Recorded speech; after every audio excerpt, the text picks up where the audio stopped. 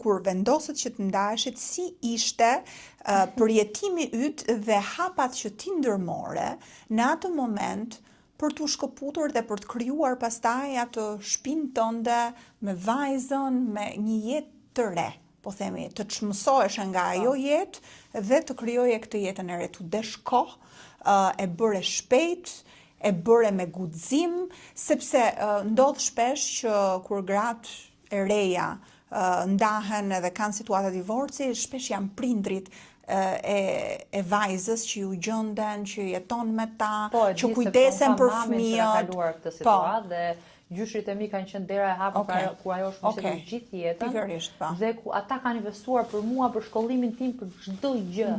Domethënë deri në moshën 18 vjeç. Okej. Po ndërkohë ky nuk ishte rasti yt. Ky nuk ishte rasti im. Unë kam qenë vetëm. Ti zgjodhe të ishe vetëm? Jo, kam qenë thjesht kushtet ishte të tilla, gjithë familja ime ishte në Amerikë. Gjithë.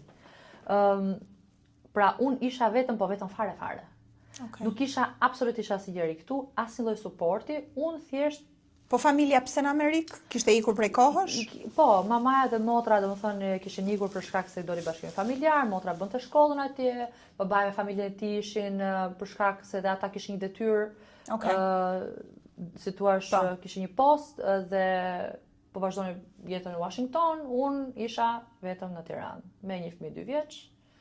Pa. Dhe me një tashmërish partner problematik. Pa. E ndërkohë, do me thënë ti more një shtëpi tënde? Jo, unë e kisha shtëpi. Ti e kishe, okej. Unë e kisha blerë shtëpinë që në 2013. E kuptoj. Do me thënë ti qëndrove aty. Po, unë kam patur, do thënë nga ana financiare nuk kam patur asnjë lloj ngërçi asnjëherë. Po pse? Po sepse gjaje kisha punuar aq sa që kisha krijuar gjithçka.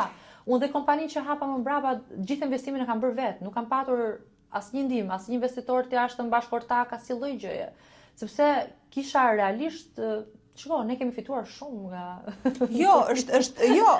është interesant në fakt, sepse sfida më e madhe është edhe sfida financiare për shumë. Ajo është më e madhe për shumë gra, domethënë duke patur. Okej. Dhe kjo i ka lehtësuar. Kjo i ka lehtësuar shumë gjërat, po unë kisha një problem që kisha një problem tjetër shumë të madh. Unë nuk isha njerëz të besuar. Okej. Dhe ky është problem më i madh se sa sfida financiare, sepse ti të kesh lekët për të paguar dikë që të bëjë një punë, është një gjë. Po kur ti paguan lekët dikujt që të bëjë një punë dhe ai dikushi të shitet. Unë kam kaluar shumë probleme dikur, do thënë, në atë fazën problematike, unë kisha njerëz, avokatët e mi shiteshin. Unë shqyqyrë kam patur dhe dua ta theksoj për çështjen private me vajzën, kam pasur një avokate e cila nuk jeton më, Denisa Daka quhet. Shpirti i saj qoftë në parajs, se ka qenë shumë zonjë që më ka ndihmuar dhe ajo ka qenë avokatja e parë, flas për çështjen private që më ka ndihmuar dhe ka qenë realisht dinjitoze në atë që bëri. Dhe kur ka qenë faza në fund e saj, ajo la amanet dikujt tjetër që e doqi çështjen dhe më ndihmoi ashmase. Ka qenë avokatura Boga, Gerhard Velaj në veçantë ka ndjekur gjithë çështjet e mia pasaj të biznesit, Elton Zeneli, një tjetër avokat që pra mu desh të rekrutoja, një skuadër. Pra ti i gjete pastaj këta njerëzit që ty të ndihmuan për gjithë këtë proces. Vlen për të theksuar që sigurisht situata jote e mirë financiare të ka ndihmuar, që ti pastaj të kesh, por ajo që gjithashtu vlen të theksohet është që ti ke qenë vetë self-made, pra i ke bërë vetë parat, ke punuar vetë, i ke krijuar vetë, pra nuk është se ti kishe një trashëgimi familjare dhe kjo të ndihmoi dhe ti ndenje dhe thjesht përdore parat që i kishe. Jo vetëm, jo trashëgimi familjar, po unë nuk kam pasur asnjë kontakt nga sepse familja ime, pra prindërit e mi vinë nga një tjetër sektor fare. Janë të dy mjek, babi më shkirurg vaskular, mamaja është stomatologe. Dhe ata janë stars të industrisë vetë.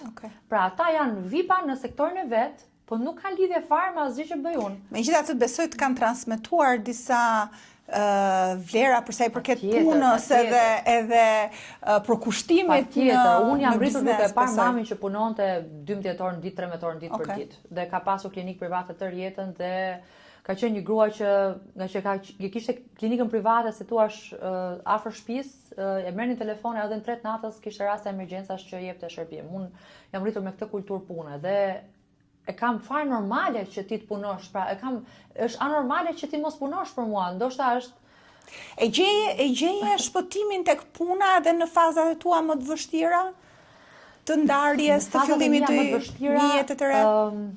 E gjeja shpëtimin të shpresa se ajo fazë do kalonte. Nga njëherë nuk kam qenë gjithmonë e zonja për të qenë në punë ose për të qenë nën, sepse ishte everything was crumbling. Çdo gjë po shkrumbehej dhe të them të drejtën, nuk e dija si do dukej e ardhmja ime, a do isha prapë e lumtur, a do isha rehat me veten njerë, se njeriu ku bën ndryshime kaq të ndaja në jetë është një çik problem që të çohet në mëngjes dhe të ketë atë ndjenjë thotë faleminderit o Zot. E ke parasysh është ajo mirënjohja dhe thjesht ti harron ti je mirënjohse, jo se si je mirënjohse. Po ajo shtullunga e resë zez mund të jetë aq e errët në atë moment sa që nuk të lë që ti të fokusohesh tek mirat që ke dhe nuk shef fare. Unë ka pasur dhe dua ta them këtë nga miqtë e mi, mikesha ime më e afërt, Rezarta Shkurtë, ajo më ka ndihmuar në atë periudhë shumë, sepse vinte, merrte vajzën e vet dhe argëtonte vajzën time që ajo në darkë të vinte gjumë. Në fazë shumë e vështirë, me siguri. Domethënë ti s'kishe as prindrit. Dhe vajzën në atë kohë ke patur dado? Të mbledhin vetën tani. Atë kohë një grua e fortë që është edhe emocionale sigurisht. Atë kohë kam patur një grua e cila, domethënë, dadoja që mora sepse gjatë ne unë tam në verë dhe nuk kisha asnjë ndihmë në ato momente, isha shumë verë të mëshme, jo. Po dadoja që mora në shtator, që ishte fat që u gjete ajo grua, ajo ishte një gjyshe. Okay. Pra ishte një grua që mua më ndihmoi jo vetëm si dado, si kujdes, po si gjyshe. Ne kishim një njeri në shtëpi tashmë. Më kupton? Pra ajo dado ishte për si ai thret nëna. Pra mamas time si ai thot nëna Amerikës. Gjyshes nga jati i thot nëna e thret në emër. Nusës babait tim i thot nëna Leta dhe thret atë në emër, kurse nënën që e thot nëna ime, nëna që quante vetëm ka dado. Okay. Dhe ajo është një grua shumë zonjë, domethënë ka qëndruar me ne, vazhdon akoma të jetë me ne. Ke patur fat në këtë aspekt, mund ta konfirmoj se është vërtet vështirë që të gjesh njerëz të besuar për fëmijën.